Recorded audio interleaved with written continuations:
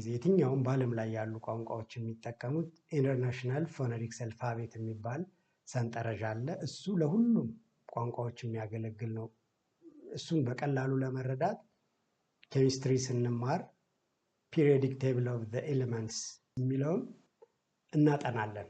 እነዛ በዓለም ላይ ያሉ የተገኙና የታወቁ ኤሌመንቶች በስምና በኮድ ተለይተው በአንድ ሰንጠረዥ ላይ ተቀምጠው ሁሉም ሰው ኬሚስትሪ የሚያጠና ሰው እነዛን ነገሮች በቀላሉ ከዛ ቻርት ላይ እየወሰደ ማንነታቸውን ለማወቅ እንደሚጠቀመው ሁሉ ቋንቋን የሚያጠና ሰውም እነዚህን ኢንተርናሽናል ፎኔቲክስ አልፋቤት ላይ ያሉ ድምፆችን እየወሰደ ነው አንድ ሊያጠናው የፈለገውን ቋንቋ ምልክቶች መረዳት የሚችለው ማለት ነው። ስለዚህ እነዛ ምልክቶች ከዛ ሰንጠረዥ ውስጥ የተወሰዱ ናቸው። በተደጋጋሚ ከዚህ በኋላም ስለምናያቸው ምንድን ናቸው ብለን ግራ እንዳንጋባ።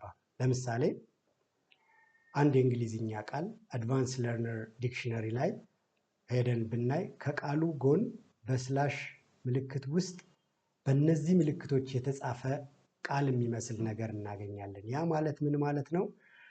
ይሄ ቃል ሲነበብ በእነዚህ ድምፆች ነው የሚነበበው። ስለዚህ አነባበቡ ከጎን ተጽፎልናል። እነዚህን ምልክቶች አውቀን ራሳችንን አስተማርን ማለት ስለዛ ቃል ንባብ ሳንቸገር ማወቅ እንችላለን ማለት ነው። ለምሳሌ በተለምዶኛ ፕሮናውንሴሽን እያልን የምናነበውን ቃል አድቫንስ ለርነር ዲክሽነሪ ላይ ሄዳችሁ ብታዩት ከቃሉ ጎን በስላሽ ፕሮናንሲዬሽን የሚል በነዛ ድምፆች ምልክት የተጻፈ ቃል ታገኛለህ። ስለዚህ ፕሮናውንሴሽን ሳይሆን ተብሎ የሚነበበው ፕሮናንሲዬሽን ተብሎ ነው ማለት ነው የሚነበበው። ይሄንን እነዛን ምልክቶች ስናቅ ነው ትክክለኛውን ድምፅ እንዴት ነው የምናወጣ የሚለውን በቀላሉ መማር የምንችለው። ስለዚህ እነዚህን እንድትማሩ የፈለግኩት ማንኛውም ሰው ትክክለኛውን የድምፁን አወጣጥ በራሱ ከዲክሽነሪ ላይ አይቶ ማንበብና ድምፁን በትክክለኛው ማውጣት እንዲችል ለማገዝ ነው።